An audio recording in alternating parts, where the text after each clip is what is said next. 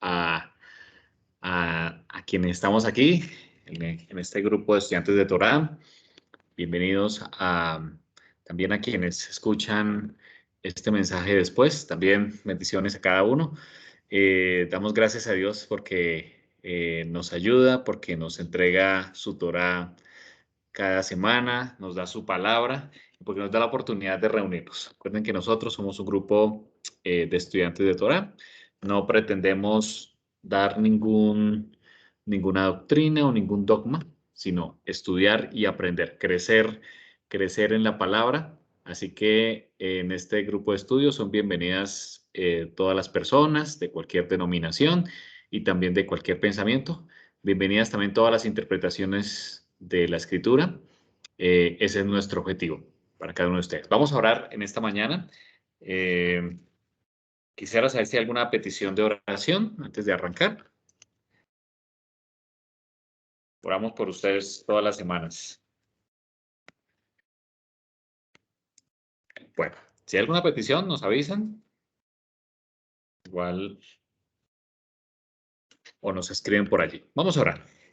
Te damos gracias, Señor, por este día, Señor, esta semana que nos das, que nos entregas. Gracias, Señor, porque podemos levantarnos, nos das todas las cosas, el aire, la inteligencia, nos das también tu palabra, nos permites enderezar nuestros cuerpos y poder andar. Por la familia que nos has dado, Señor, y también porque nos das el alimento diario, Señor, nos das la provisión. Gracias, Señor. Queremos poner en tus manos a nuestros estudiantes de Torá. Bendice, Señor, cada necesidad donde quiera haya necesidad de salud, Señor, por la plaga, para que pueda finalizar. Oramos, Señor, también por las necesidades familiares, judiciales o económicas que hayan en nuestras casas o en nuestros allegados. Señor, suple con tu bendición y responde, Señor, también las peticiones de nuestro corazón, Señor. De acuerdo a tu soberanía, Señor, si está en tu soberanía, responde, Señor, de acuerdo a tu voluntad.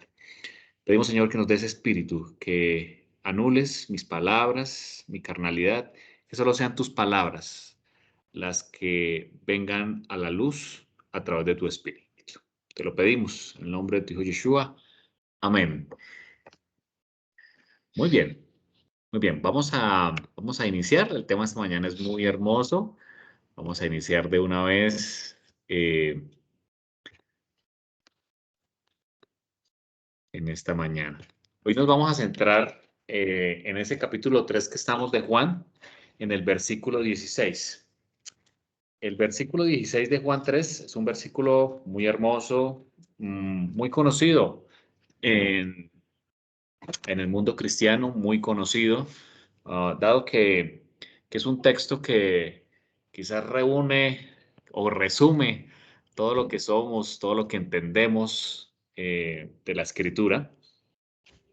Y justamente este versículo es la conclusión de nuestro tema de la semana pasada, donde encontramos que lo que Yeshua quería decirle a Nicodemo con respecto al nuevo nacimiento del agua y del Espíritu era aceptarle a él, a quien tenía enfrente, que era el Mesías. Y por eso termina de esa manera, y es el texto de hoy, diciendo en Juan 3:16, porque de tal manera amó Dios al mundo que ha dado a su Hijo unigénito, para que todo aquel que en él cree no se pierda, mas tenga vida eterna. Aquí hay una promesa preciosa, hay un mensaje que está detrás de este texto que vamos a tratar, como siempre, de excavar un poco en el texto, de verlo desde la cosmovisión en que lo escribió el autor del libro de Juan, poder comprender lo que él quería decir, verlo también a la luz de la tradición de ese momento y por supuesto a la luz de los demás textos de la escritura y poder sacar una lección para nosotros. El momento es el amor. La palabra amor, la palabra ahava significa amor. Y aquí nos hacemos la pregunta, ¿qué significa amar? Que aquí en este texto claramente se habla de un amor de Dios de una manera inmensa, conmensurable, como lo menciona Pablo, eh, que quizás no se puede entender, no alcanzamos a comprender el amor del Señor. Juan nos revela que el mismo Elohim, su misma esencia, es amor. Y también Pablo dice que no podemos, que nada nos impida, ni lo alto, ni lo profundo, ni lo porvenir, ni ángeles, nada, que nada nos separe del amor de Dios. Aquí, así que hay algo bien interesante. En la concepción hebrea, amar es, es un sinónimo de dar, cuando tú entregas. Amar en la concepción hebrea es dar. Hay algo que se da. Se da un corazón, se entrega un obsequio, un regalo que vale mucho más que el oro, más que todas las cosas que no se pueden comprar por dinero. Cuando se ama, se entrega. Esto está entendido en la concepción hebrea. Cuando se ama, se entrega algo. Por eso vemos que está muy relacionado en el texto amar con dar, porque de tal manera amó Elohim al mundo que dio o que ha dado a su Hijo unigénito. Entonces, en la concepción hebrea es normal que amar esté conectado con dar. Cuando se ama, es decir, cuando se entrega, se crea una conexión. Allí es lo que es, digamos, es el objetivo del amor. Cuando se entrega, por ejemplo, cuando entregamos nuestra vida al Señor, entregamos lo que somos, se crea una conexión. El que ama a alguien le da. Eso es muy entendido en la concepción hebrea. Nosotros también lo entendemos muy bien así en nuestro mundo occidental, que a quien amamos, que queremos entregar todo, incluso nosotros mismos. Y el que recibe da al que primeramente dio. Es una conexión, se crea una conexión. Y de esta forma se crea una relación de amor. Entonces, lo que el Señor, por iniciativa, porque sabemos que la Escritura revela que el Cordero fue inmolado desde antes de la fundación del mundo, es decir, se designó al Mesías desde el mismo inicio del mundo, si ya lo vimos en el capítulo 1. Él quería crear una relación con sus hijos. Ese era el objetivo, crear una relación. Para crear una relación se necesita el amor. Y la Escritura menciona que Dios es amor, por lo tanto, su misma naturaleza es de dar. Y dio tanto, dice este versículo, que de tal manera o de tal magnitud amó que entregó a su unigénito, es decir, a su Hijo amado. Lo primero, el principio de la creación, lo entregó por nosotros. Estaba haciendo una provisión porque él quería tener una relación con su pueblo, con sus hijos. Por eso hizo la provisión a través del Mesías. Y de acuerdo a este concepto hebreo que acabamos de leer, entendemos que lo que el Señor quería es una relación. Así que finalmente lo que el Señor quiere con nosotros es relacionarse. ¿Cómo se relaciona el Señor con nosotros? Bueno, Él nos entrega su Torá, nos entrega su palabra, la Torá, los profetas, los escritos. Ahora nos entrega el pacto renovado, o el que conocemos como el Nuevo Testamento. Ah, de esa manera Él quiere conversar con nosotros, quiere entrar en relación con nosotros. Y nosotros a su vez, a través de la oración, eh, la Biblia está repleta de oraciones, por ejemplo en los Salmos. A través de la oración nos conectamos también con el Señor. Cuando amamos al prójimo, estamos conectando o haciendo relación también con el Señor. Cuando damos a otros, cuando obedecemos los mandamientos que están en la Torá, entramos en esa relación. El Señor quiere relacionarse con su pueblo. Lo vemos en el Edén, cuando el Señor crea la primera pareja, Adán Harrison o Adán, el primer hombre en la tierra, junto a Java o Eva. Ah, Él se comunicaba, lo vemos allí en la escritura, directamente con la primera pareja, quería entrar en relación. A pesar del pecado que entraron nuestros primeros padres y por ende todos nosotros, esa relación se ha coartado. Por eso el Señor entregó a su Hijo para poder retomar la relación. Él quiere relacionarse con nosotros y lo ha hecho. a través de la historia, poder relacionarse con sus hijos, a través de sus profetas, entregando sus mensajes. Y ahora, en este tiempo, como lo dice el autor de Hebreos, nos ha dado a su Hijo para podernos conectar. Es decir, que Yeshua es el único camino, no hay más caminos para acercarnos. Es el que creó el puente entre el cielo y la tierra. Dice Pablo, el que reconcilió al mundo con el cielo, pero también es la escalera que une el cielo con la tierra. Es a través de Yeshua que podemos entrar en relación con el Señor. Así que Yeshua es la misma esencia del amor del Padre. Entonces, encontramos aquí lo primero es el amor. Ahora, lo segundo que menciona el texto de Juan 3:16 es el unigénito del Padre, porque de tal manera amó Dios al mundo que entregó a su unigénito, o el Ben Yahid de Elohim. Ben significa hijo. Yahid tiene que ver con hijo favorito, como lo encontramos aquí escrito, hijo favorito, o también hijo amado entre muchos hijos. Fíjate, no significa que sea el unigénito solamente, sino que también es el hijo favorito o el hijo amado entre muchos.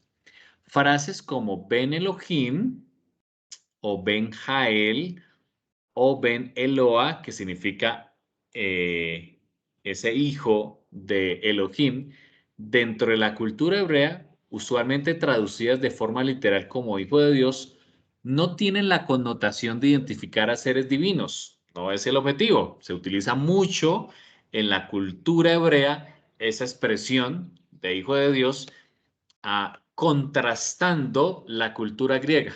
En la cultura griega, cuando se habla de un hijo de Dios, se habla como de un semidios. Ese es el concepto, un semidios. Pero en la cultura hebrea está hablando directamente a hombres que se asemejan a Dios. Esa es la connotación de un Ben Elohim o un hijo de Dios en la escritura. Son seres humanos como tú y yo que se asemejan a Dios. Ya hemos hablado que Yeshua, en su concepción, es totalmente hombre. Es decir, que debieron existir 23 cromosomas de María o de Miriam y 23 de José para que se cree un hombre. Eso lo hemos entendido a través de la... Es hijo de David, debe venir del linaje, es decir, de la simiente que viene de la palabra semen. Él debía cargar con cromosomas de David. Por lo tanto, encontramos en el tomo de Lucas claramente que Yeshua venía tanto de la simiente de María, que es descendiente de David, como también de José, que también es descendiente de David. Unos por Salomón y otros por el hermano de Salomón, ambos hijos de David. Por lo tanto, de acuerdo a la escritura y como María concibió a Yeshua estando virgen, nuestro entendimiento es que lo que hizo el Todopoderoso fue una inseminación artificial, es decir, colocó cromosomas de Joseph o de José en el vientre de María. Eso no es loco porque hoy en día se hace. Quizás fue la primera inseminación artificial y la colocó en el vientre de María para que Yeshua fuera completamente hombre. Otra razón es que recuerden que a nivel genético es el papá con su cromosoma XY quien da el sexo de su hijo. Así que se necesitaba sí o sí los cromosomas de José para que naciera un varón, naciera un varón. Por lo tanto, entendemos a través de la escritura que Yeshua es hombre, como él mismo se dice y los evangelistas y el mismo Pablo en muchas ocasiones le mencionan hijo de hombre. Yeshua es un hombre, pero es un hombre especial. Así que la palabra hijo de Elohim en la cultura hebrea se asemeja a seres humanos o es un ser humano como tú y yo que se asemeja a Dios, que entra en relación, que refleja al Padre. Dichas frases son expresiones idiomáticas que de ninguna manera expresan la idea de un Dios que tiene hijos biológicos. No es. En lo que entendemos de la escritura, no, no creemos que haya habido un gen celestial que se puso en el vientre de María. No, fueron genes humanos. Es decir, el cuerpo del Mesías era totalmente humano. Por supuesto, Hebreos dice, eh, cuando habla del Mesías entrando al mundo, dice, me has preparado un cuerpo. Es decir, el cuerpo del Mesías era totalmente humano, pero creemos en su preexistencia, como lo vemos en la escritura. De manera que la pregunta que debe hacerse el lector es, ¿cómo dentro de la cultura hebrea un ser humano se asemeja a Dios? Eso es una buena pregunta, ¿cierto? ¿Cómo podemos asemejarse a Dios? La respuesta la encuentra en el contexto. Dichas expresiones son aplicadas como Elohim, eso lo encontramos en la escritura, ellos eran Elohim, o, lo,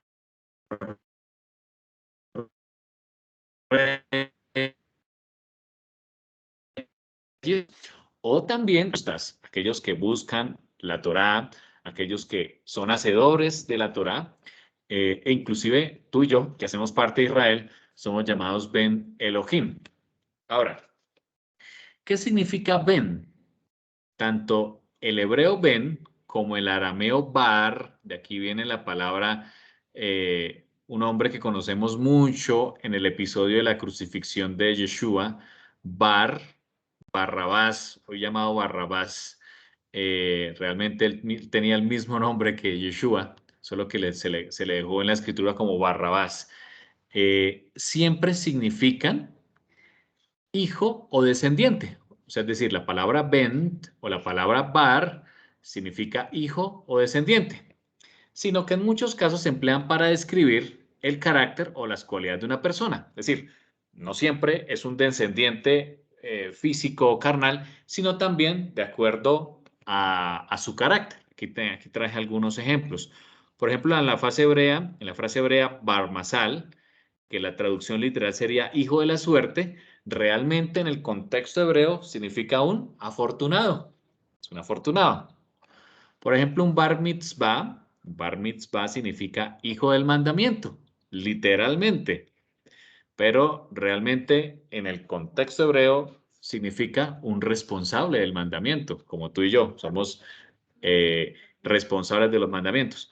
O un ben abadón, la traducción literal sería hijo de la perdición, pero realmente significa un perdido. Por ejemplo, el hijo pródigo, cuando sale de su casa y vive como un ben abadón, como un hijo de la perdición, realmente él estaba perdido. Aquí viene la expresión muy conocida en el cristianismo, de aquellos perdidos que están sin Dios.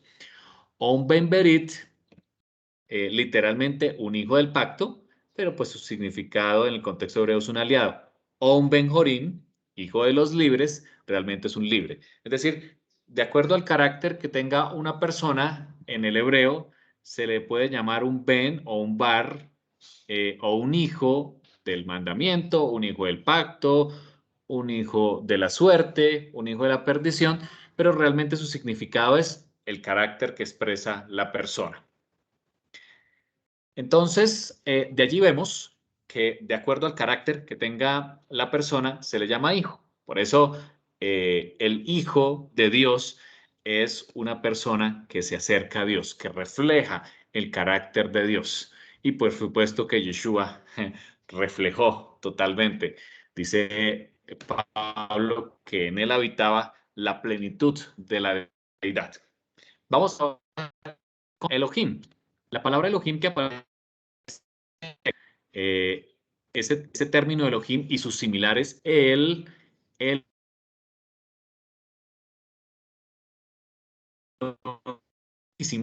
es traducido como Dios, así lo hemos traducido en este idioma. Elohim no tiene el mismo significado que Dios tiene en la lengua española. Elohim proviene de el, ese es el significado más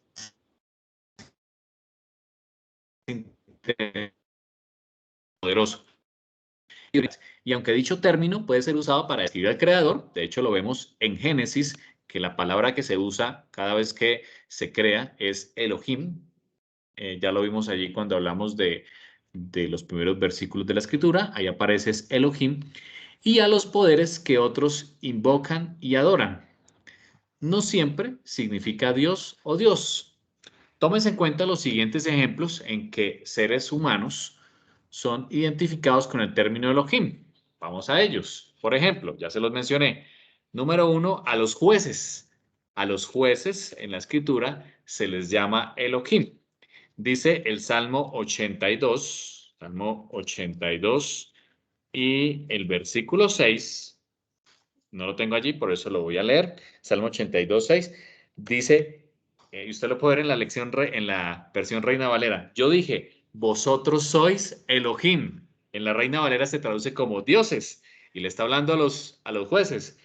Y todos vosotros, hijos del Altísimo. Entonces vemos claramente que incluso a los seres humanos, por ejemplo, como los jueces, se les llama Elohim. O también a los hijos del Altísimo, hijos del Elión, también se les llama Elohim. Es decir, tú y yo, cuando nos acercamos al Señor, somos Elohim para Él, porque estamos reflejando su carácter.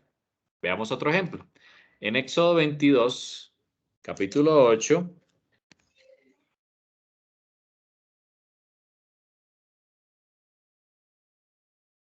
dice, si el ladrón no fuere hallado, entonces el dueño de la casa será presentado a los Elohim. En el hebreo aquí traduce a los Elohim. En la Reina Valera se ha traducido como jueces, y los jueces son humanos, para que se vea si ha metido en su mano los bienes de su prójimo. Es decir, los jueces de Israel o los jueces que conocen e interpretan la Torá para emitir un juicio, también son llamados Elohim. Por ejemplo, Moshe. La Biblia dice que Moshe fue un Elohim para el faraón. Eso lo vemos en Éxodo 7:1. Dice la escritura en Éxodo 7:1, Faraón, Adonai dijo a Moshe, mira, yo te he constituido Elohim, o te he constituido Dios para Faraón, y tu hermano Aarón será tu profeta. Fíjense que aquí en este episodio, Moshe se le nombró Elohim. ¿Por qué? Porque él traía el mensaje, él era el que hablaba directamente con el Señor. Y Aarón era su profeta. El que hablaba con Faraón era Aarón. Así que aquí se le llama también a Moshe Elohim. Y también el profeta Shmuel o el profeta Samuel, en Primera de Samuel capítulo 28, versículo 13, dice, ¿por qué me has engañado? Pues tú eres Saúl. Esto es en el episodio en que Saúl visita la encantadora o la adivina. El rey le dijo, no temas, ¿qué has visto? Y la mujer respondió a Saúl, he visto dioses que suben de la tierra. Y vemos, de acuerdo al contexto en el versículo 14, que quien ella ve es a Samuel. Así que aquí también en la escritura se habla que el profeta Samuel es un Elohim. Quiere decir que en el contexto, lo que quiero decir en este momento es que en el contexto hebreo, un Elohim o Elohim no solamente es una expresión para el Todopoderoso, con su significado literal, sino también a los humanos, como tú y yo, se les llama Elohim, especialmente aquellos que se acercan al Señor, que interpretan la Escritura o que son jueces basados en la Torah.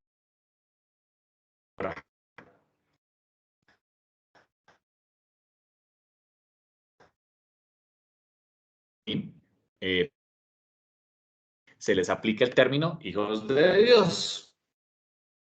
Vamos a ver aquí algunos.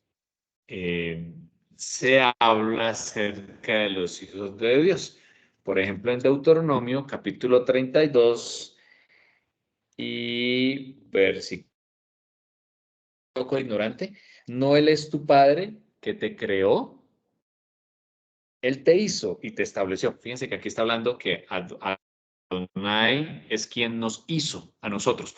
Por lo tanto, nosotros somos sus hijos. Así nos llama en la Escritura. Nosotros somos hijos de Dios a quienes Él creó. Veamos otro texto. En Isaías capítulo 1 y el versículo 2. Dice, oíd cielos y escuchad tu tierra, porque habla Adonai. Dice él, cría hijos. Fíjense la escritura, y habla de ti y de mí. Cría hijos y los engrandecí, y ellos se rebelaron contra mí. Aquí nuevamente el Señor a través de Isaías nos habla que tú y yo somos también hijos. ¿Por qué? Porque Él es el creador. El Eterno es el creador de todas las cosas y por lo tanto, también por supuesto, nos creó a nosotros. Claramente lo vemos en Génesis, vemos en el Salmo como David dice, tú me tejiste en el vientre de mi madre. Es decir, nosotros somos criaturas de Dios, no somos un reflejo de o una metamorfosis de un animal, sino somos criaturas divinas, que eso es lo que el Señor quiere decirnos a través de este texto de Juan 3:16. Veamos otro ejemplo. Jeremías capítulo 3 y el versículo 19. Jeremías 3:19 dice, yo preguntaba, ¿cómo os pondré por hijos? Nuevamente aquí usa la palabra hijos. Y os daré la tierra deseable, la rica heredad de las naciones. Y dije, me llamaréis Padre mío, y no os apartaréis en pos de mí. Aquí nuevamente Adonai nos muestra a nosotros como hijos y él dice que podemos llamarle Padre. Por eso encontramos al mismo Yeshua en el modelo de oración famoso, en el Padre Nuestro, arrancando de esa manera, Abba o Padre. Y nos invita a que nosotros también cuando arranquemos nuestras oraciones, nombremos al Todopoderoso como Padre. Es decir, nuevamente el objetivo del amor que ya vimos hace un momento, relación. Él quiere que nuestra relación con Él sea como de un padre a su hijo. Y por eso en la escritura nos llama hijos de Dios. Vamos al Salmo 89 versículos del 26 al 28. Él me clamará, mi Padre eres tú, mi Dios, la roca de mi salvación. Qué hermoso texto, ¿no? Mi Padre eres tú, para cuando nos acerquemos en oración al Señor, mi Padre eres tú, mi Dios y la roca de mi salvación. Yo también le pondré por primogénito, dice la escritura, el más excelso de los reyes de la tierra. Con el qué hermoso texto este de Salmo 89, donde el Señor nos habla de Israel, son Elohim. Ya lo vimos en dos textos, donde el Señor también a los jueces de Israel les llama Elohim, e hijos de Elión, hijos del Altísimo. También los hijos de Dios se les llama a los reyes de Israel divinamente elegidos. Por ejemplo, 2 Samuel 7:14 dice, yo seré para él por padre, hablando de David, y él por hijo. Está hablando acerca al rey de Israel. El Salmo 2:7 dice, él me dijo, tú eres mi hijo, te he engendrado hoy. El Salmo 2 es un salmo que literalmente está hablando David, se escribió en ese contexto, pero por supuesto tiene un significado mesiánico hacia Yeshua. Y aquí al rey de la nación, el Señor dice, tú eres mi hijo. Quiere decir que Yeshua como rey, eh, de su pueblo, rey de la tierra, también el Señor le llama mi hijo. Lo vemos en ocasión de la inmersión de Yeshua, de su bautismo, cuando se escucha la voz del Padre diciendo, este es mi hijo amado. Es así como a los reyes se les llamaba hijos, por supuesto, al rey Melquisedec, que es Yeshua, también se le llama hijo. También el Salmo 89, ya lo leímos, me dirá, tú eres mi Padre, mi Elohim. Ya lo vimos también allí en ese texto. Ahora, también se le llama hijos de Dios al pueblo de Israel. El pueblo de Israel, como tú y yo, somos hijos de Dios. ¿Dónde lo encontramos? En Éxodo, capítulo 4,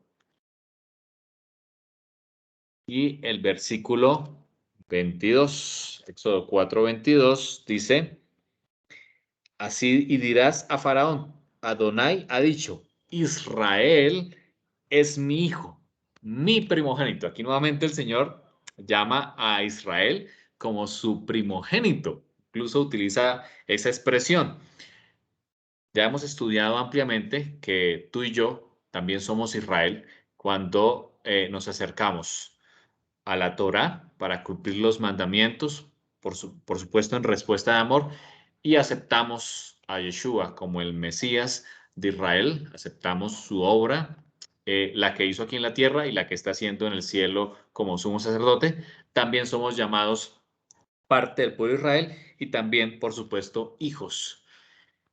En Oseas capítulo 11, versículo 1 también llama a Israel de esa manera. Oseas 11:1 dice, cuando Israel era muchacho, está hablando en el contexto en Egipto, yo lo amé y de Egipto llamé a mi hijo. Este versículo tiene mucho que ver con Juan 3:16, que es nuestro texto de hoy, porque Juan 3:16 quiere decir que había una situación que Israel estaba perdido por la carta de divorcio y no podía regresar. Y dice el Señor que amó a su hijo, amó a su pueblo. En las palabras de Juan 3:16, amó al mundo y por eso los sacó, los llamé de Egipto, los sacó de esclavitud. Y por supuesto en estos postreros días con Yeshua. A través de Yeshua somos libres de las cadenas o de los pecados de muerte, que solo se necesitaba un Goel, un redentor. No había otra forma de tener redención con los pecados de muerte. Ahora, también los justos. Los justos, los que buscan la soberanía del Eterno. Vamos al texto de Lucas capítulo 12. Lucas capítulo 12 y versículo 32 dice, no temáis, dice el Señor, no temáis, manada pequeña, porque vuestro Padre, y hay una relación allí, le ha placido daros el reino.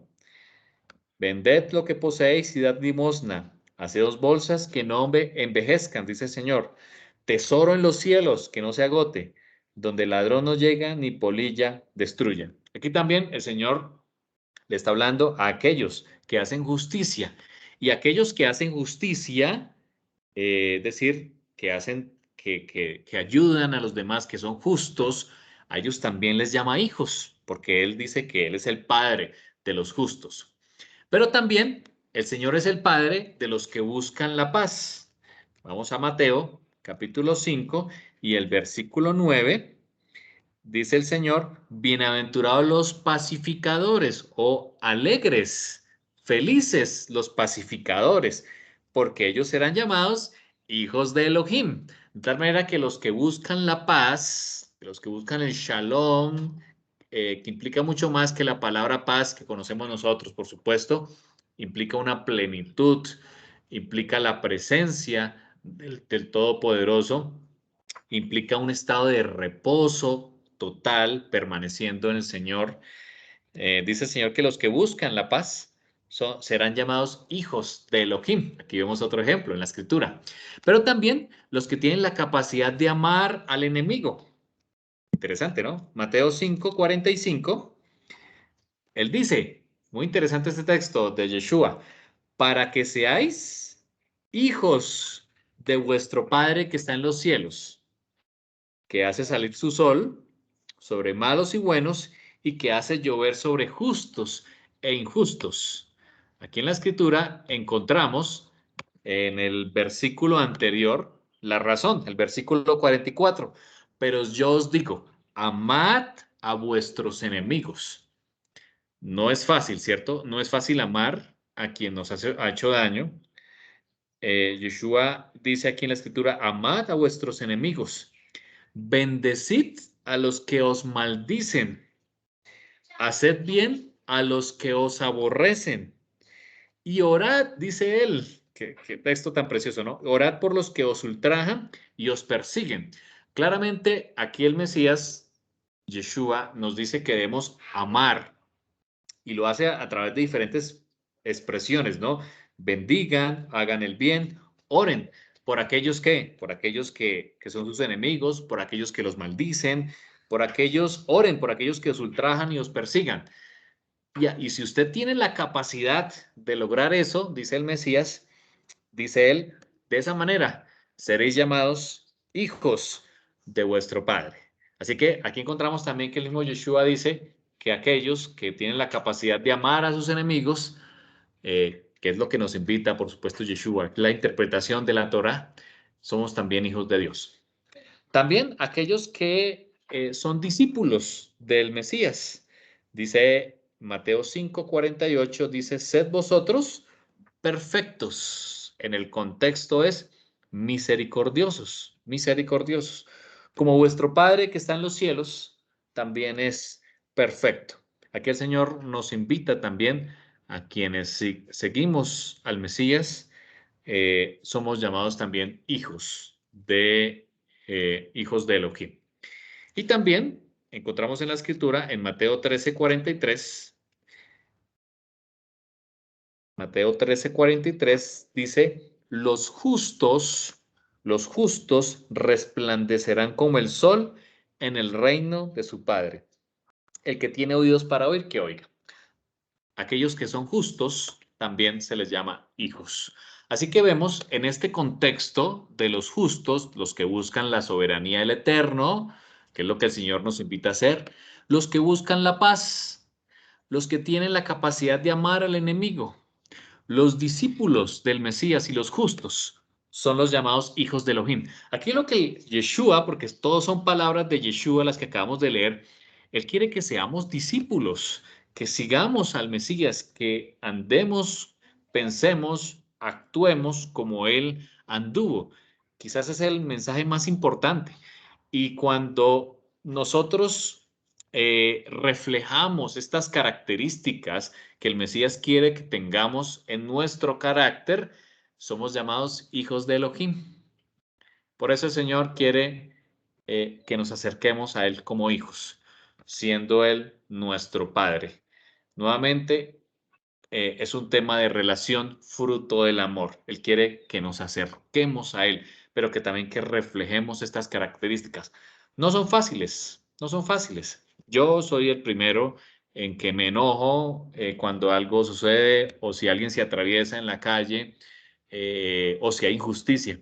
Pero Yeshua aquí nos está invitando a todo lo contrario, a buscar la paz, a amar a nuestros enemigos, a ser discípulos de Él, es decir, a seguirle, así como Él anduvo, cumpliendo la Torá, obedeciendo los mandamientos de la Torá. Y por supuesto eso implica amar al prójimo. Eso es un hijo de Elohim, de acuerdo al contexto de Juan 3:16. Ahora, entremos a la pregunta, ¿por qué Yehoshua o Yeshua es llamado hijo de Elohim? Bueno, creo que ya hemos dado bastantes características de aquellos que son llamados hijos de Elohim. Claramente Yeshua reflejó el carácter de su padre, amó a sus enemigos, hizo la paz, fue un hombre justo, como está en la Torá, reflejó ese carácter de Elohim, pero también tiene otras características. Él es hijo de Elohim, como se ha evidenciado, es un título que habla del carácter, es un título, ser hijo de Dios es un título, y las cualidades de una persona, como un juez o un rey. Ya sabemos que Yeshua en la escritura también es un juez. Cuando Yeshua vuelva a la tierra, él será el juez de la tierra, aplicará sus juicios, dice la escritura, que habrá un juicio como lo hemos visto a través de la fiesta del Yom Kippur. Pero también Yeshua es un rey. Lo vemos en la escritura, él es el rey, el Ben David o el hijo de David, el que reina sobre la tierra y reinará en el milenio mesiánico. Hijo de Elohim, por ser el rey de Israel, divinamente elegido. Eso ya lo vimos. En la mayoría de los casos se le identifica como hijo de Elohim, debido a que es el rey divinamente elegido para gobernar sobre Israel. Juan, capítulo 1, que ya vimos anteriormente, y versículo 49, Natanael le nombró, le dio el título de Rabí o mi maestro. Tú eres el hijo de Elohim. Y termina diciendo, tú eres el rey de Israel. Fíjense que aquí la escritura, a través de las palabras de Natanael, nombra a Yeshua como el hijo de Elohim, el rey de Israel. Mateo 16:16 también nos menciona de esa manera, Mateo capítulo 16, versículo 16, cuando en palabras de Simón Pedro le dijo, tú eres el Mesías, le dijo Pedro, él lo reconoció como el Mesías, el hijo o el Ben Elohim, el hijo del Dios viviente. En estos dos textos, ambos discípulos reconocen a Yeshua como el Rabí, como el Mesías y como el Rey de Israel. Y por supuesto, como el Hijo de Elohim. Ahora, los reyes que son divinamente elegidos, por ejemplo, como Shlomo, aquí, este es Salomón, se sentaron sobre el trono del reino eterno. Y porque el reino del eterno está en manos de los hijos de David. La simiente de David con Salomón su hijo y el resto de la simiente, en el contexto hebreo, son llamados hijos de Elohim.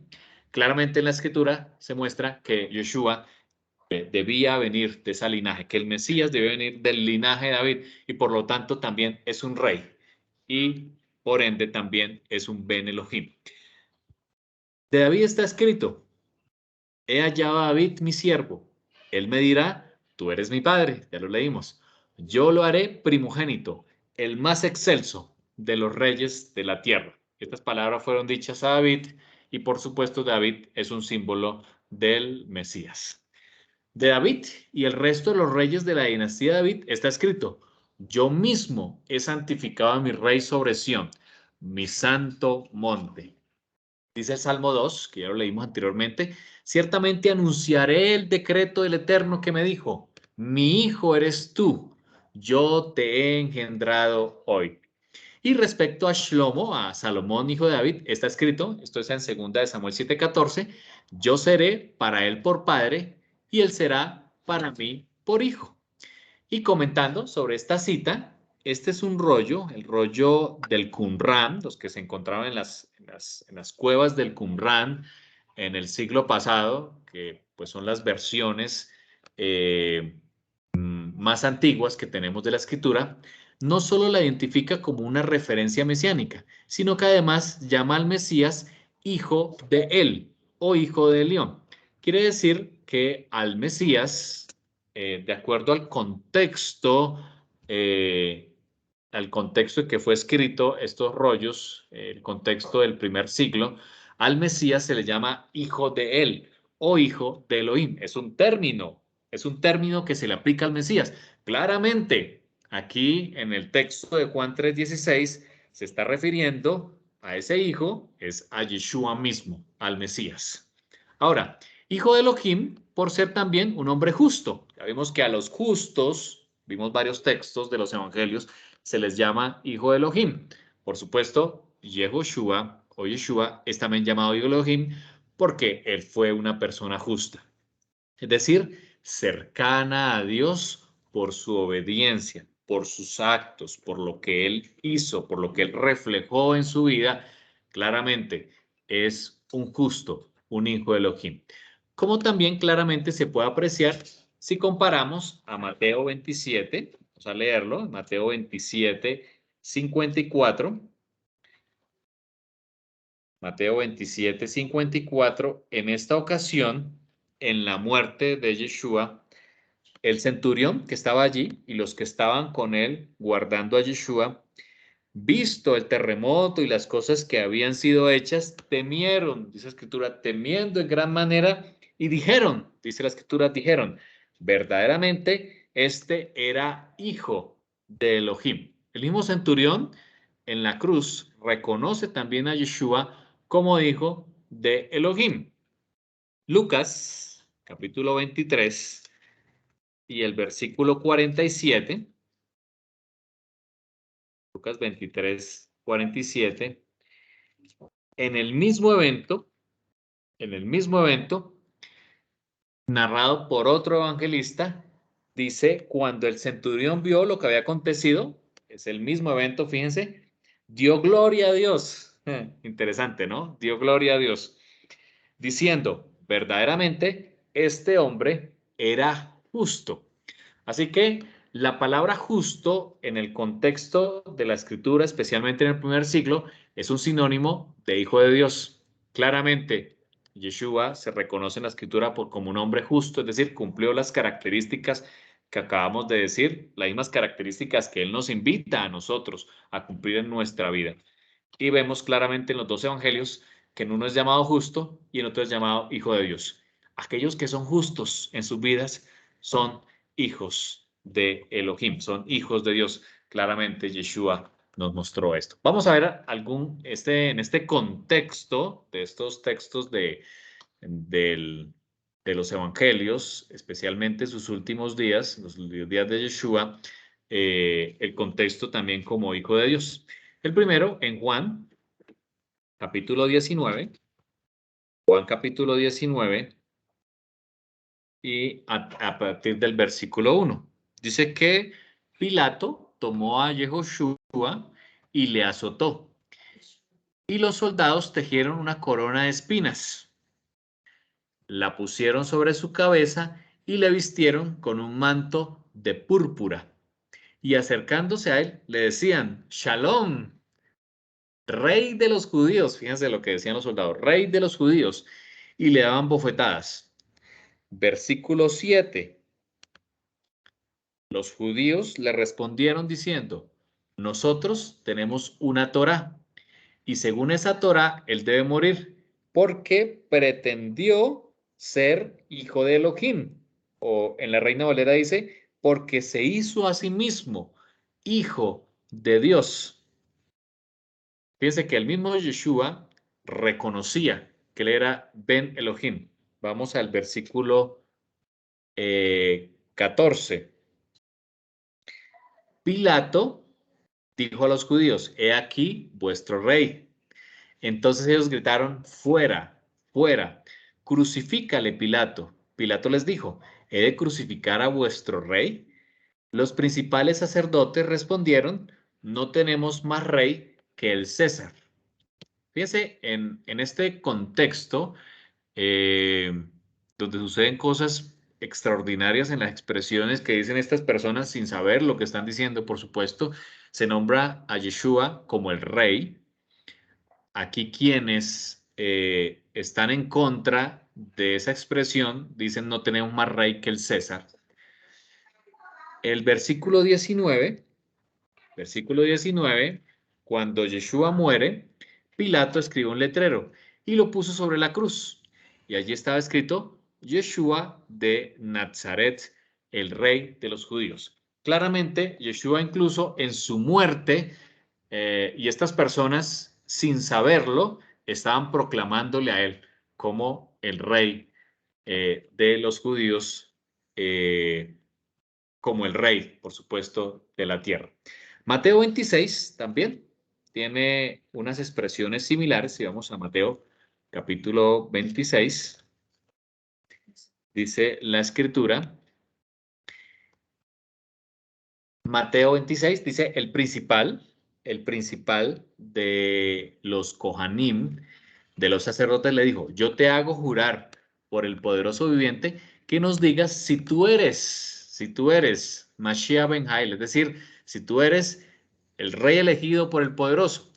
Y a lo cual Yeshua le respondió, tú lo has dicho, tú lo dices, pero algo más yo les digo, verán al Ben Jael, diciéndose al mismo, es decir, al hijo de Elohim, sentarse a la diestra de la fortaleza del poderoso, sentarse a la diestra del trono del Todopoderoso, como Pablo lo mencionó, el que se sentó a la diestra del Todopoderoso cuando ascendió.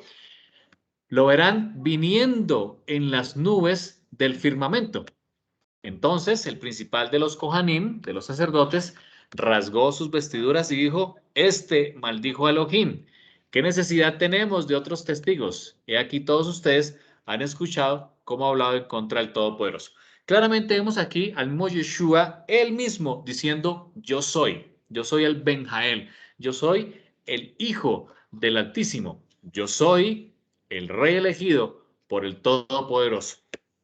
Hay otro episodio en Juan capítulo 10 y el versículo 24, Juan 10, 24, cuando Yeshua, lo vamos a ver más adelante en este estudio de Juan, está hablando acerca de Yeshua como el buen pastor. En el versículo 24, después de hablar estas palabras, dice la escritura que le rodearon y le decían, ¿hasta cuándo nos vas a tener en suspenso? Si tú eres el Mashiach o el Mesías, dínoslo claramente, dice la escritura. Y Yeshua en el versículo 27, en el versículo 25, perdón, dice, os lo he dicho. Él dice, os lo he dicho, ya lo he dicho anteriormente. Y no creéis las obras que yo hago en nombre de mi Padre. Ellas dan testimonio de mí. Claramente, nuevamente, Yeshua decía de él que era el Mesías. Fíjense el versículo 27. Mis ovejas oyen mi voz y yo las conozco y me siguen. Nuevamente está hablando de relación padre-hijo. Versículo 28. Yo les doy vida eterna. Fíjense lo que está diciendo Yeshua. Yo les doy vida eterna. Por eso Juan 3:16 termina diciendo que aquellos que reciben al Hijo, al Ben Elohim, al Hijo de Dios, son los que tienen vida eterna. Aquí, él, en el versículo 28, le está diciendo, yo les doy vida eterna y jamás perecerán, y nadie las arrebatará de mi mano. Versículo 29, mi Padre, en el contexto de David, el rey llamando Padre al Eterno, dice Yeshua, el Padre que me las dio es mayor que todos y nadie las puede arrebatar de la mano del Padre. Yo, dice Yeshua, y el Padre somos uno. Dice el versículo 31 que los judíos o estos que estaban aquí volvieron a tomar piedras para apedrearlo. Claramente, en diversas ocasiones, Yeshua se identificó con diversos grupos que él era el Mesías. Vemos muy claramente en la escritura que sus discípulos, vemos a Natanael, vemos a Pedro, que pronuncian de sus bocas diciendo, tú eres el Mesías, tú eres el Hijo de Dios. Vemos a un centurión en la cruz que le identifica como el Mesías, como el Hijo de Dios, como el justo. Vemos también que muchos de los judíos que le seguían aceptaron al Mesías. Gracias a ese grupo de judíos, hoy nosotros tenemos la escritura, conocemos, gracias a esos judíos que aceptaron al Mesías. Pero también encontramos en la escritura que hubo otros grupos que no lo aceptaron, que quisieron apedrearlo, en el caso de los sacerdotes, que rasgaron sus vestiduras porque no aceptaban cuando Yeshua mismo, no solo a través de sus actos, sino por sus palabras, decía de él mismo que era el Mesías.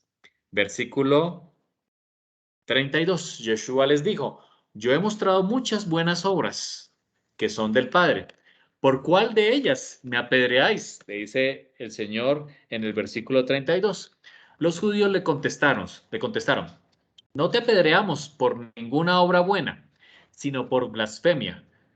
Es decir, ellos reconocían las obras que hacían Yeshua, pero no aceptaban lo que él decía, porque decían, porque tú siendo hombre, te haces Elohim. Yeshua le respondió, ¿no está escrito en vuestra Torá?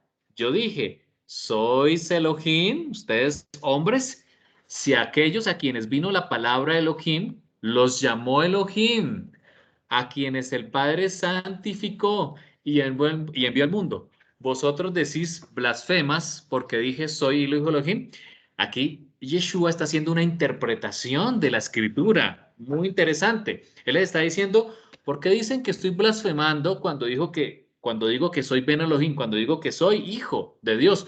Cuando claramente en la escritura, y les recordó lo que acabamos de ver en este estudio, les recordó diciendo, a los jueces se les llamaba también Elohim, a los hijos de Dios, a su pueblo, se les llamaba Ben Elohim. Claramente, aquí Yeshua les está recordando a quienes trataban de apedrearlo, diciéndoles, no estoy diciendo blasfemia, porque yo siendo hombre, dice la escritura, que a los hombres también se les llama Ben Elohim, a aquellos que se acercan al Señor, al pueblo de Israel, a los jueces, incluso reyes, como ya vimos anteriormente, se les llamaba Ben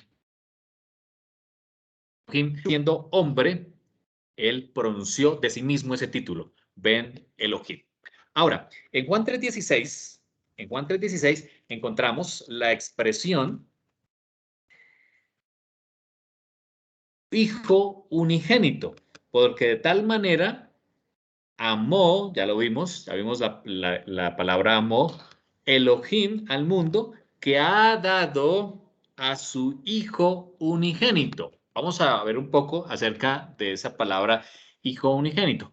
La frase hijo unigénito o hijo único, que aparece en referencia al Mesías, debe entenderse en el contexto hebreo. Por ejemplo, el mismo término aparece en Génesis 22:2. Cuando el Señor le dice a Abraham que sacrifique a su hijo, 22:2, dice, toma ahora a tu hijo, dice él, tu único Isaac, a quien amas, y vete a tierra de Moria y ofrécelo allí en el holocausto sobre uno de los montes que yo te diré. Aquí, en este contexto, Isaac no era el único hijo de Abraham, ya sabemos, ¿cierto? Abraham tenía también a Ismael, de hecho Ismael era su primogénito, hijo de Agar. Por lo tanto, es incorrecto traducir tu unigénito o tu único en este texto. Por esto, versiones, por ejemplo, como la Septuaginta, lo tradujo al griego como tu hijo amado. Y por supuesto que Isaac no era el unigénito, sino era el hijo amado, el hijo amado. Lo mismo sucede con Yeshua de Nazaret. Él no es el único hijo, ya lo vimos en la escritura, que el Señor tiene a su pueblo como hijos. Tal cosa es una contradicción con todo lo que dice la escritura, sino que entre todos los hijos de Elohim, todos los Benei Elohim, Él es el elegido, Él es el amado. Así como Isaac fue el elegido para ir y ser sacrificado sobre el monte, como un símbolo mesiánico, también Yeshua de Nazaret es llamado el Hijo amado. Vamos a verlo en Mateo, capítulo 3 y el versículo 17, en ocasión de la inmersión de Yeshua en el río Jordán, dice una voz en los cielos que decía, este es que mi hijo amado, esa es la correcta traducción, mi hijo amado, en quien tengo complacencia, es decir, el elegido, mi hijo amado. También en Mateo, capítulo 17,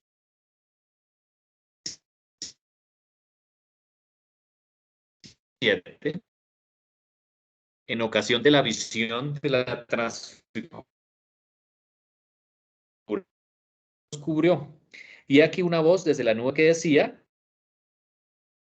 es mi hijo amado, en quien tengo complacencia. A él oíd. Claramente, así como Isaac, hijo de Abraham, no su único hijo, pero fue el elegido, el hijo amado. También de Yeshua, la escritura dice que él, lo que quiere decir es que es el elegido, es el Mesías, es el hijo amado. Sería y dio, ya lo vimos, dio, entregó a su hijo amado, es decir, entregó al elegido, para que todo aquel que en él crea no se pierda, sino que tenga vida eterna. Veamos otros ejemplos. Zacarías, capítulo 12, Zacarías 12, versículo 10.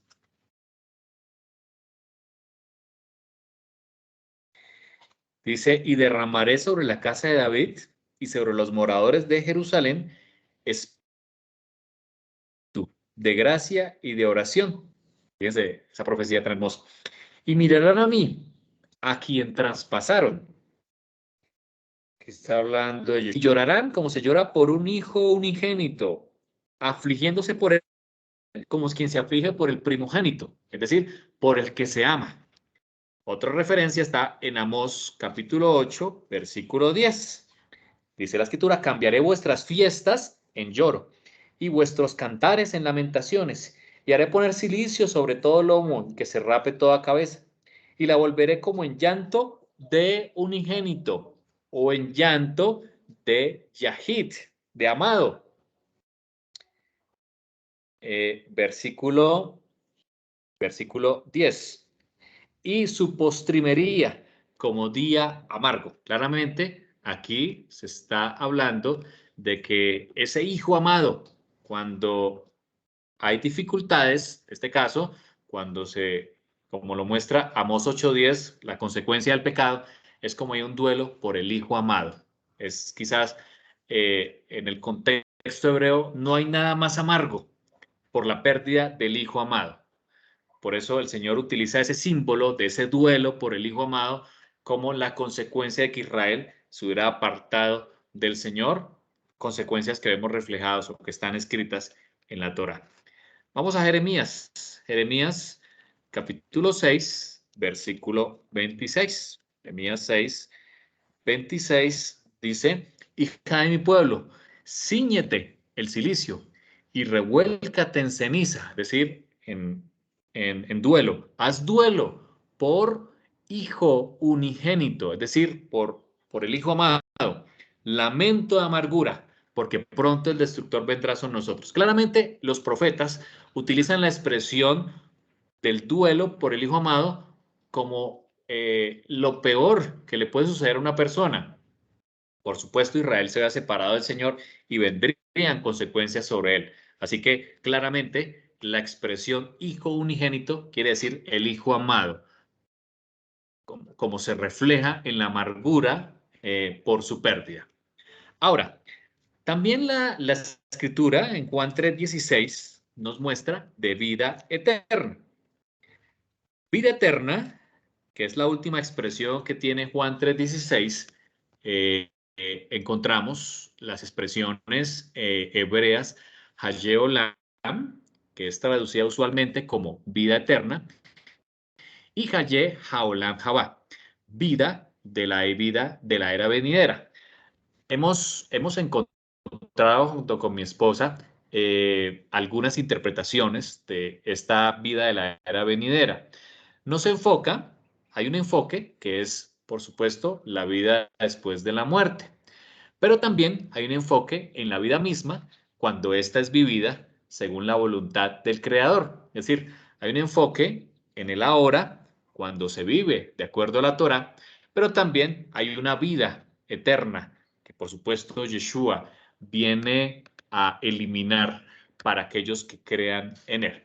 Por ello, se contrastan con las expresiones Haye Saa, vida temporal, y Haye Haolam Hase, vida de la era presente. La era venidera, esa expresión inicial, no equivale a vida después de la muerte, sino que cuando surgió dicha expresión en el contexto hebreo, existía la expectativa de una realidad mejor que la presente. Era venidera es la era que está viniendo. Es un mundo transformado a través de las acciones del ser humano cuando éste vive correctamente.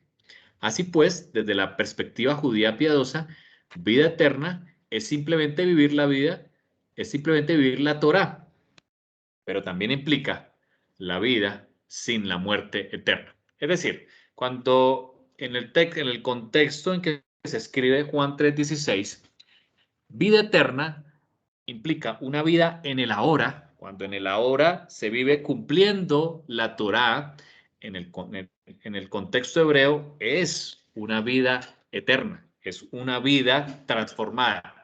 Pero también, por supuesto, se refiere a esa vida sin muerte eterna, a aquellos que se acercan al Mesías, ya lo vimos en la lección pasada, que han cometido pecados de muerte, donde no hay los corbán o los sacrificios del santuario, solo había misericordia, era la gracia del Señor. Por lo tanto, aquellos que cometían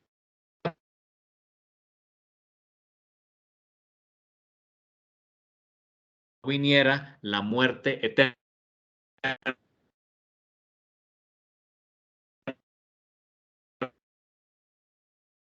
significado cuando los profetas hablaron acerca del Goel, que traería vida, consecuencia de la muerte eterna a través del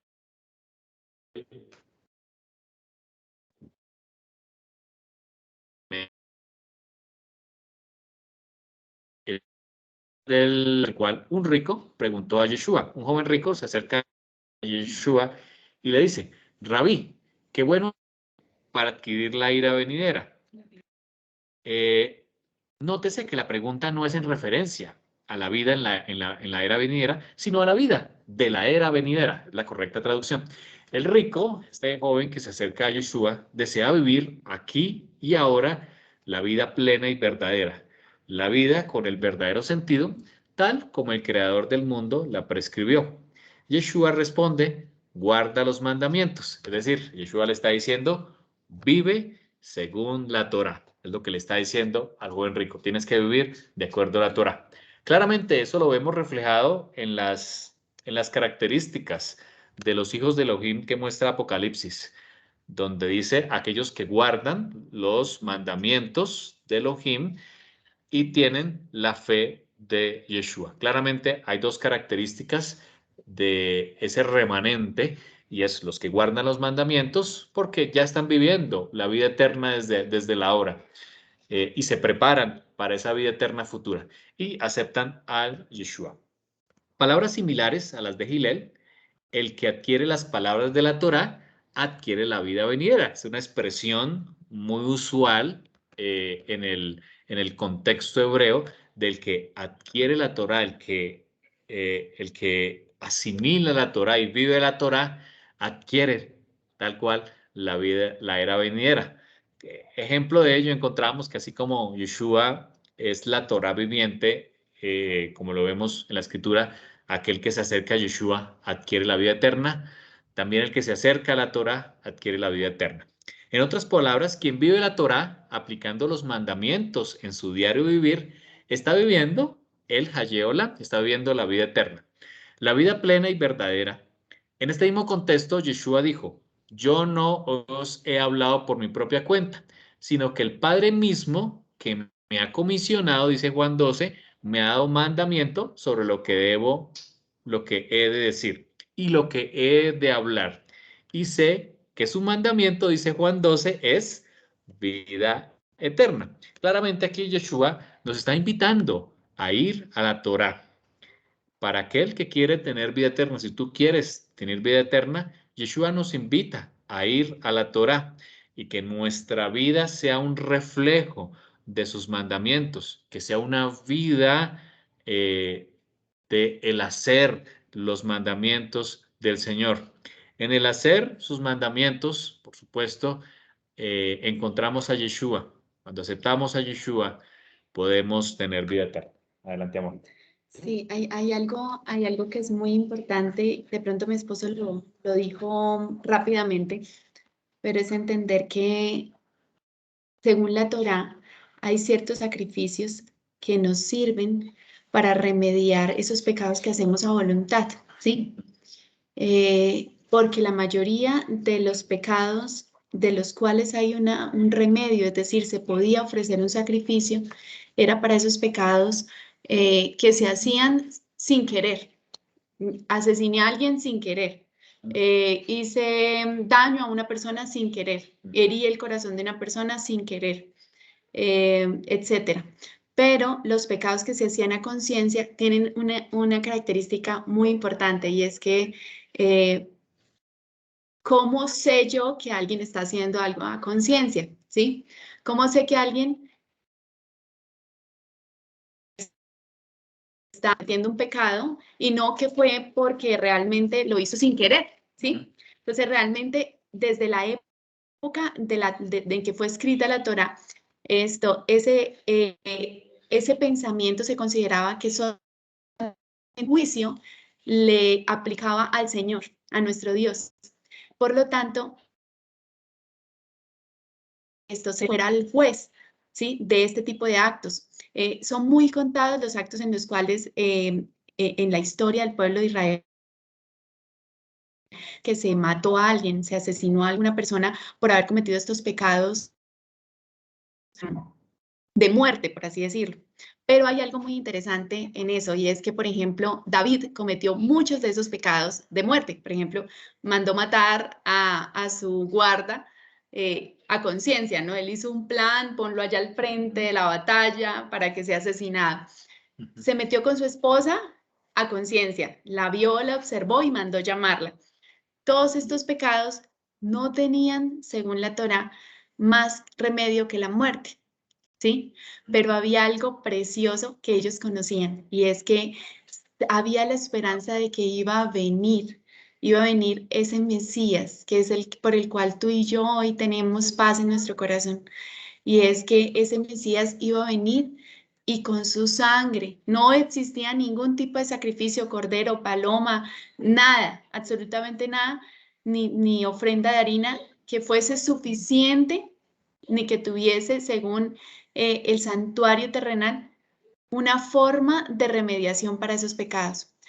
Pero la sangre de nuestro Mesías Yeshua era quien iba a limpiar no solo los pecados de todos los que estaban atrás de él. Por eso fue que David pudo morir tranquilo, porque se necesitaban dos requisitos. Y esto lo conocía el pueblo de Israel, como lo sabemos por los escritos de la época. Uno, que esto debía existir el arrepentimiento. Por eso es que cuando los discípulos iban a las naciones a predicarle, les predicaban arrepiéntete, arrepiéntanse de sus pecados, primero. Y segundo, debían aceptar para sí mismos ese sacrificio y hacerlo suyo, así como tú y yo hoy. De pronto tenemos el privilegio de no tener que ir con un animalito a sacrificarlo, pero sabemos perfectamente que hubo un costo por el cual tú y yo hoy a veces cometemos pecados con querer, ¿sí? A conciencia de que nos estamos equivocando y que a veces son involuntarios, ¿sí? Existe un remedio para eso. Toda persona que no moría con esa esperanza, con ese sueño, con ese anhelo, con esa fe de que algún día iba a venir ese Mesías y que ese Mesías iba a ofrendar su vida por esos pecados que no tenían remediación en la Torá, pues moría sin esperanza. No tenía esa paz de la cual nosotros, y no tenía una esperanza de una vida eterna, sino de una perdición. Por eso es que el versículo dice, porque todo aquel que en él crea no se pierda, sino tenga vida eterna. ¿Por qué? Porque ellos pensaban que si la escritura no tiene ninguna salvación para ese pecado que yo cometí, pues yo estoy perdido, ¿sí? Pero cuando el Señor muere por nosotros, Él dice, ya no te vas a perder, sino que vas a lograr tener esa vida eterna, es decir, esa vida para la cual yo te he preparado, ¿sí? Porque aunque nosotros busquemos los mandamientos del Señor y queramos cumplirlos, y de por sí la Escritura dice que debemos buscarla como un tesoro, o sea, no hay una justificación ni en la Torá, ni tampoco el sacrificio de nuestro Mesías, de que yo digo, pero es que el que paga y reza empata. No, yo debo buscarla, pero por más que yo la busque con todo mi anhelo, con todo mi corazón, yo puedo pecar, ¿sí? Porque el Señor conocía nuestra naturaleza y sabía que éramos seres con esa tendencia hacia ese pecado, ¿sí? Y por eso el Señor hizo preparación no solamente para los que estuvieron antes, sino para los que están después. Nosotros, que tú y yo estamos aquí. Y yo le decía a mi esposo, creo que el Señor quiso darnos sanidad, porque realmente una de las cosas más difíciles y por las cuales la mayoría de las personas sufren de ansiedad o depresión es porque tienen exceso de pasado o exceso de futuro. Y el Señor quiso dar un remedio para eso. El Señor dijo, si cometiste un pecado que a veces es difícil para nosotros perdonarnos, el Señor dice, he aquí el remedio, yo estoy aquí. Y por eso es que cuando María Magdalena llega al Señor, el Señor y se la traen para que sea juzgada, él después de no juzgarla y decirle, he aquí yo estoy, ¿sí? De alguna manera, porque él es el único que se queda, él le dice, tus pecados te son perdonados, vete y no peques más, ¿sí?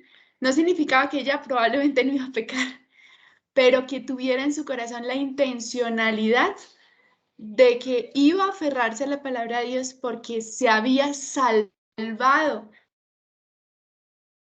una muerte segura. Probablemente si el Señor no hubiese estado allí, esta mujer hubiese sido apedreada, ¿sí? Entonces, eh, eh, que tú no estás perdido en el pecado, sino que tienes una salvación a la mano, que tienes que aceptarla como tuya y obviamente andar en sus caminos. Amén. Gracias, amor.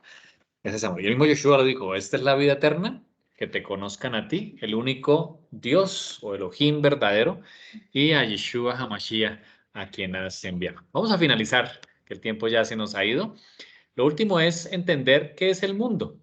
El mundo, cuando Juan 3:16 dice, porque de tal manera amó Elohim al mundo que dio a su unigénito. Ahora, en el objetivo del libro de Juan se ha escrito, dice Juan 20:31, esto se ha escrito para que permanezcan firmes en que Yeshua es el Mesías, Ben Elohim, y para que al permanecer firmes tengan vida, dice Juan 1. Ahora, vamos a entender un poquito el contexto de qué era el mundo para aquel entonces. Dice Rabí Akiva, esto escribió en el año 50 al 135, que vivió el Rabí Akiva de la era común, de nuestra era. Él dice que tenía 12.000 pares de estudiantes en un área de tierra que se extendía desde el Gebat hasta Antipatris, esto es en Judea, y todos murieron en un periodo de tiempo porque no se trataron con respeto. Esto es tradición judía. Entonces el mundo estuvo de su lado hasta que Rabí Akiva fue a nuestros rabinos en el sur y les enseñó. Es decir, aquí está hablando de que el mundo de aquel momento eran los que vivían o el mundo donde estaban aquellos judíos. Miren, fíjense este ejemplo de Juan 18:20, donde Yeshua dijo, yo he hablado abiertamente al mundo. Realmente Yeshua había hablado a su pueblo. Dice él, dos puntos, siempre he enseñado en la sinagoga y en el templo, donde se reúnen todos los judíos y nada he hablado en secreto. Claramente aquí vemos que cuando se hablaba del mundo, era del mundo oyente de aquel momento, que era el pueblo de Israel. En este caso, la tribu del sur, que eran los judíos.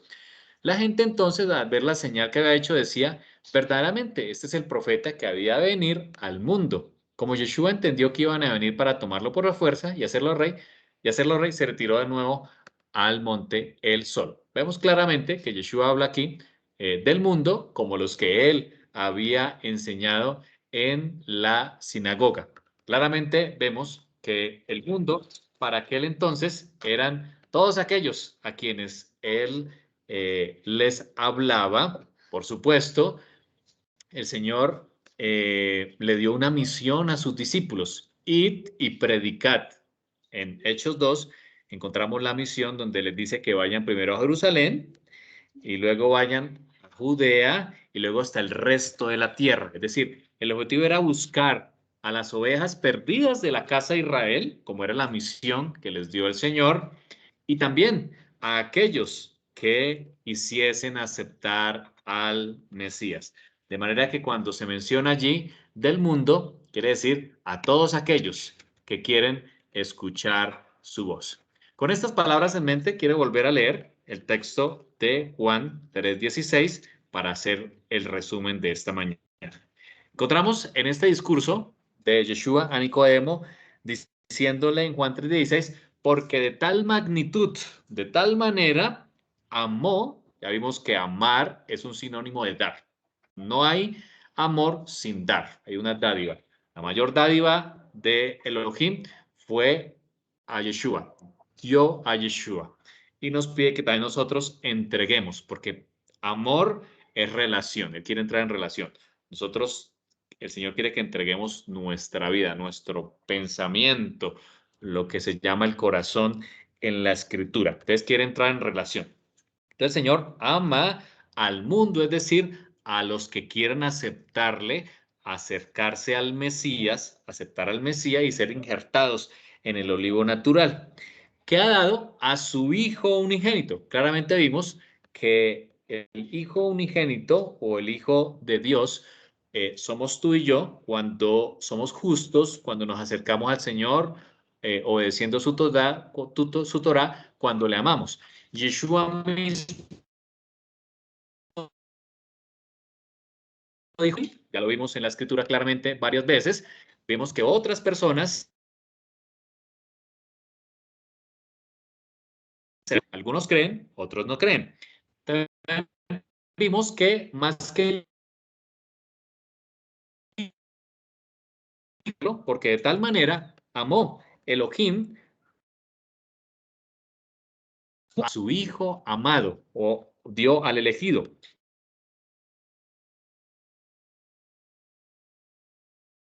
Es decir, que acepte el Mesías como el sacrificio por los pecados de muerte, no se pierda, sino que tenga vida eterna. Ya vimos también que vida eterna empieza en el hoy, en el ahora. Cuando tú y yo aceptamos al Mesías y obedecemos sus mandamientos, empezamos a vivir la vida eterna. Por eso Yeshua mismo predicaba, el reino de los cielos se ha acercado, porque él quería que viviremos el hoy, el ahora, y por supuesto, él espera que tú y yo nos acerquemos a él en santidad para vivir la vida eterna. Y queremos también que el Señor traiga paz a sus corazones, que podamos creer en el Señor, que recordemos que somos sus hijos. Creo que eso es muy importante. Recordemos que cuando tú y yo nos acercamos a Él con corazón sincero y decidimos ser sus hijos, el Señor nos da ese título de hijo mío. Y el Señor quiere que de verdad lo tratemos como un Amén. padre amoroso, un padre que quiere que andemos en sus caminos porque sus caminos son perfectos. Y anhelamos que si en sus corazones existe algo por lo cual sentimos que no existe perdón y que a veces nosotros mismos no nos perdonamos, recordemos que hay alguien por medio de sus méritos por el cual alcanzamos ese perdón y el Señor quiere traer ese perdón a nuestras vidas para que podamos andar con Él, conocerle. Y creo que ese es el resumen del tema, entender que el Señor es nuestro Dios y que el Señor anhela ser nuestro Padre y que andemos en sus caminos. Que el Señor los bendiga. Amén. Muy bien, vamos a